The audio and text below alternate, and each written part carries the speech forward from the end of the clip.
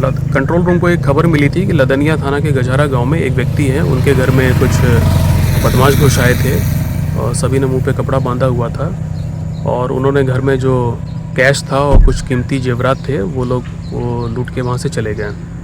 तो ये सूचना मिलने के बाद तुरंत एसडीपीओ जयनगर और उनकी पूरी टीम घटनास्थल पे आ गई थी और मेरे द्वारा भी घटनास्थल का निरीक्षण किया गया है। डॉग स्क्वाड और एफएसएल की टीम भी बुलाई गई है। जांच में ये पता चला है कि ये अपराधी जब भाग रहे थे नेपाल की तरफ तो लदनिया थाने की जो पुलिस है उनकी रात्रि गश्ती पार्टी है सब इंस्पेक्टर गजेंद्र, उन्होंने इसका पीछा भी किया है। लेकिन चूंकि नेपाल बॉर्डर काफ़ी पास था, अंधेरा भी था, कोहरा भी था, तो उसका फ़ायदा उठा करके ये लोग नेपाल में घुस गए।